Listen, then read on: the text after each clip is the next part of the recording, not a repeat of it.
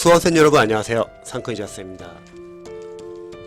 이번 영상도 이관우 변호사님의 괜찮아 각자의 보폭은 다른 거야.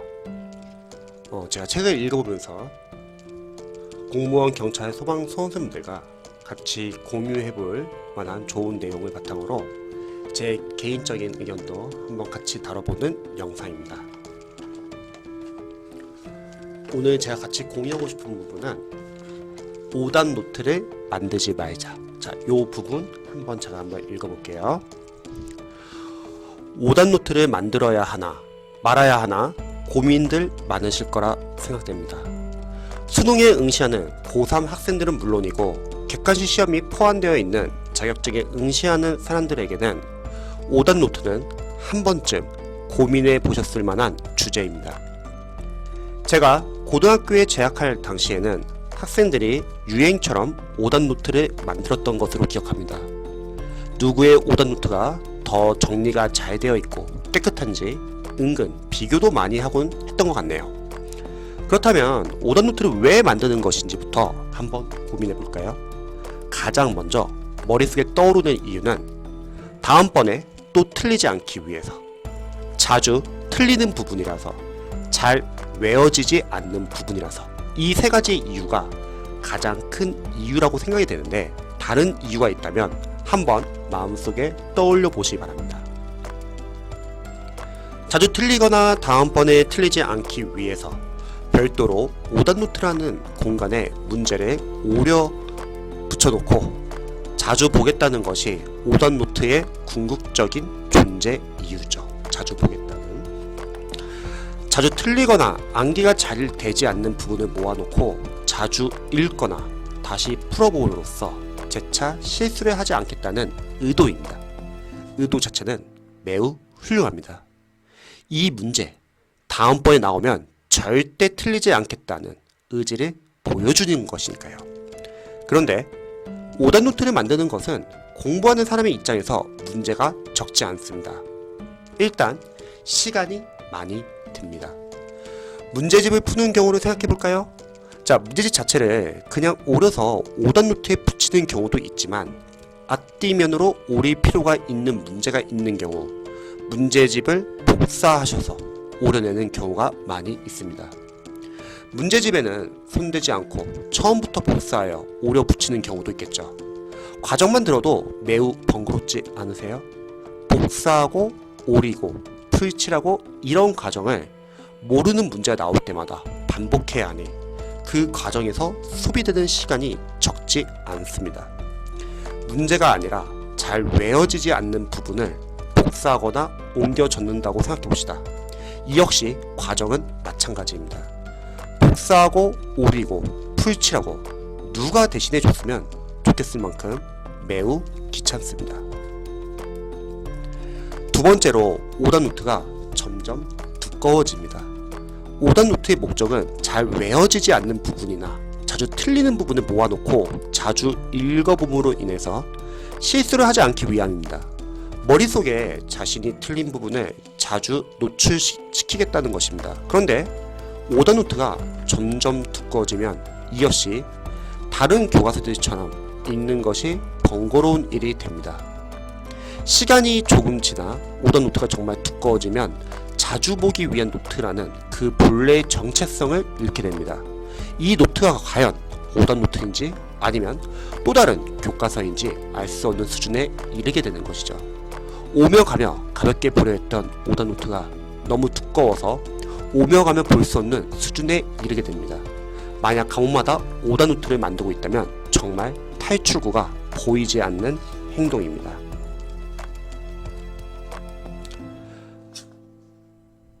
오늘 오려 붙인 부분은 다음에 또 보면서 리마인드 하면 되겠지 하면서요. 하지만 차라리 5단 노트를 만들지 말고 쉬는 시간 없이 공부를 연속성 있게 하는 것이 좋다는 생각이 듭니다. 단정적으로 말씀드리겠습니다. 5단 노트는 만들지 마시죠. 만드는 과정도 귀찮고 쓸데없이 시간을 소비하게 할 뿐만 아니라 시간이 지나면서 5단 노트가 점점 두꺼워져서 5단 노트 본연의 역할을 하지 못하게 됩니다. 자주 보기 위한 5단 노트가 교과서처럼 두꺼워지면서 보기 싫어지는 것이죠. 이미 오답노트를 만들고 있다면 한번 돌이켜 보시죠. 오답노트를 얼마나 다시 보게 되었나요? 오답노트 만드는 시간을 다른 교과서를 읽는 시간으로 활용하는 것이 훨씬 바람직합니다. 마지막으로 오답노트에 대하여 말씀드리고 싶은 부분은 반론이 만만치 않아서 유보적인 태도로 말씀드리겠습니다. 객관식 문제에 대한 오답노트를 만드는 경우가 대부분일 텐데 객관식 문제는 시험에서 같은 문제가 출제되는 경우가 없다고 보면 됩니다. 그렇기 때문에 한번 틀린 문제를 다시 보면서 문제 자체를 외우는 것은 전혀 실력 향상에 도움이 되지 않습니다.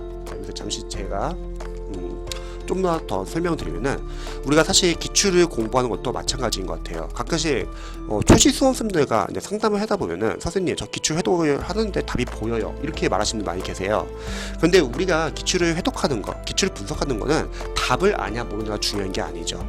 그게 아니라 그 기출 문제를 분석을 해가지고 보기양, 선지, 해설 하나하나 다 포인트를 보는 거예요. 그러면 답이 중요한 게 아니라 그 포인트를 아냐 모르냐, 그 포인트에 정오 판단을 할 수 있냐 없냐가 중요한 겁니다. 시험은 똑같이 안 나오죠. 대신에 기출에서 이제 응용돼서 나올 수도 있고 배연돼서 나올 수도 있습니다. 그러니까 답을 아는 것이 중요한 게 아니라 우리가 포인트를 알아야 한다. 이게 중요한 거죠. 계속 한번 읽어볼게요. 결국 문제의 포인트가 되는 이론이나 법칙, 리딩 케이스 등 구체적인 사례 등을 암기하는 것이 목적이 되어야 할 것인데 이런 경우는 문제 전체를 추출해서 오답노트를 저장해 놓을 필요가 없습니다. 문제를 틀리는 적지 않는 이유는 문제에 설치되어 있는 한정에 빠지거나 답안의 의미를 오인하는 경우인데 이런 부분은 오답노트가 아닌 다른 방법으로 실수를 줄이는 연습을 하셔야 합니다. 여기서 제 개인적인 생각을 더 추가해드리면 여러분 이런 연습은 어디서 하죠?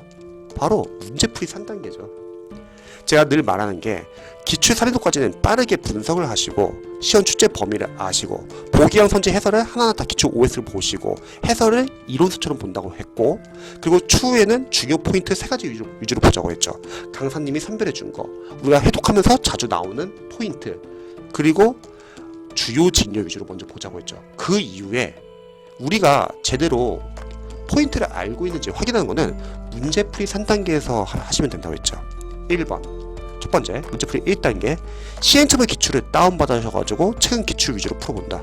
그러면 우리가 시행착오 기출을 풀어보면서 전에 풀었던 단원별 기출과 같은 문제도 나오겠지만 또 틀림으로써 아 내가 단원별 기출에서 안 나와서 해서 삭제를 했는데 지금 풀어보니까 나 이런 게 모르는구나 해서 단원별 기출의 약점을 알 수 있고, 두 번째는 랜덤 문제를 풀어보면서 우리가 실전 시험에 준하는 연습을 할 수 있다는 거죠. 그래서 실전 연습도 해보고 시행착오도 해보는 거죠. 그리고 최근 기출을 다운받아가지고 풀기 때문에 최근 기출 과목별 기출 경향을 알 수 있다는 거죠. 그리고 남는 시간에는 기출 4회독을 하면서 지역적인 기출 포인트를 확장하자 했고, 또 단원별 기출이나 아니면 이런 문제풀이 3단계에서 모르는 부분이나 이해가 잘 안 되는 부분은 기본설의 발제도 가자고 했죠. 문제풀이 2단계에서는 일단은 단원별 진도별 모의고사, 단원별 진도별 OS 문제집이 있으면 그런 문제집을 풀자. 그러면 우리가 틀림으로써 아 내가 어떤 파트에서 어디에 약한지 확실히 알 수 있다는 거죠. 마찬가지로 남는 시간에는 단원별 기출 계속 해독을 하시면서 기본서 발제독하면 되고요. 마지막 3단계가 전범위 동형 모의고사, 여기서도 실전 연습을 하시고 남는 시간에 기출 6회독 하시면서 계속 기본서를 발제독하는 거죠. 결국 우리가 오답노트가 아닌 다른 방법으로도 이렇게 실수 줄이는 연습을 할 수 있다는 거죠. 자, 계속 한번 읽어볼게요.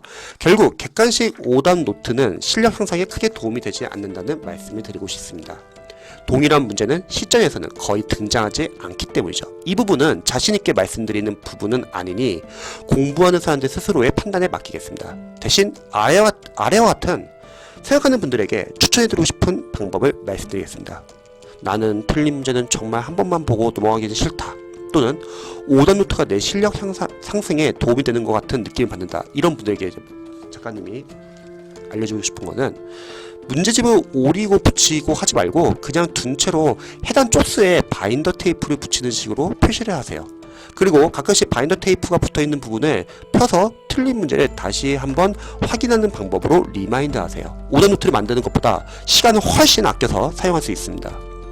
공부하는 분들은 보통 한 자리에 오래 공부하거나 사물함을 쓰기 때문에 다푼 문제집 버리지 말고 사물함에 그냥 두고 그냥 두고 간간히 확인하세요. 식사하면서 슬쩍슬쩍 넘기면서 보는 방법으로 확인하는 것도 좋겠습니다.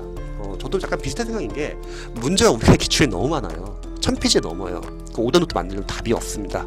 그냥 삭제 작업을 해주세요. 확실하게 아는 것은 삭제를 하고 다음에 때 모르는 거 위주로 보면 되고, 어설프게 알고 있다면 그냥 모르는 거 위주로 모른다고 생각하고 보시면 좋겠죠. 그리고 어설프게 알고 있거나 잘 모르는 거는 백배 표시하거나 방점 표시를 해가지고 다음에 다시 또 해독을 하는 겁니다. 또 다른 방법으로, 아니면 스마트폰으로 틀린 문제를 사진 찍어 두는 방법도 있습니다. 스마트폰으로 틀린 문제를 사진 찍어 두었다가 대중교통을 이용할 때나 식사 시간 등에 확인하는 방법을 쓰면 좋을 것 같습니다. 자주 틀리거나 잊어버리는 부분을 포스트잇에 간단히 적어서 책 표지에 붙여놓는 방법을 많이 썼습니다. 스마트폰 사진도 보기는 편한데 왠지 손이 잘 가지 않았습니다. 포스트잇에 한두 문장 정도로 정리해서 책을 펼치기 전에 한 번씩 읽어보고 기억이 잘 나지 않으면 책을 펼쳐서 바로 확인할 수 있으니 효율적인 방법입니다. 오더노트를 만드는 것보다 효율적인 방법들이 많이 있습니다. 오더노트를 꾸미면서 괜한 시간을 소비하는 일은 없어야겠습니다. 자, 이렇게 제가 한번 읽어봤습니다. 추가적으로 좀 제 개인적인 의견 좀 더 나누면요, 사실 우리가 오더노트 말고도 요약노트라는 게 있겠고 암기노트도 있잖아요.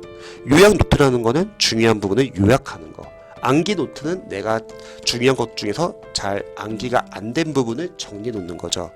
저는 근데 이 세 가지도 비슷한 취지인 것 같아요. 보통 요약노트는 만들지 말라고 하죠. 왜냐면 양이 너무 많기 때문에 우리 수험생들이 그 요약노트를 만들게 되면은 또 교재를 한 권 쓰게 돼요, 거의. 그래서 보통 많은 강사님들이 차라리 그냥 압축 강의나 요약 강의를 차라리 그냥 봐라, 이렇게 말을 하죠. 근데 저는 거기서 더 플러스로 압축 강의나 요약 강의도 볼 필요 없다고 말을 하죠. 압축 강의나 요약 강의는 좋아요. 왜냐면 재시생분들 같은 경우는 일단 기본서나 기출을 어느 정도 해독을 했고 다시 한번 얇은 교재로 압축된 걸 보면서 단원별로 중요 포인트 다시 한번 체크해보고 흐름 파악을 할 수 있어서 좋습니다.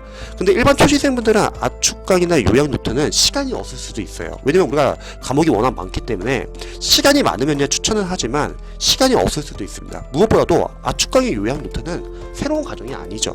기존에 있던 기본서를 줄여놓은 것 뿐이에요. 그러면 시간이 없으신 분들은 기본서를 계속 발제독하면서 보면 됩니다. 그래서 압축 강의나 요약 노트는 반드시 필수는 아니다. 자, 그다음 암기 노트. 암기 노트는 내가 공부하면서 내가 잘 모르는 부분 위주로 정리를 하는 거예요. 저는 암기 노트는 마지막에 정리한 건 나쁘지 않을 것 같아요.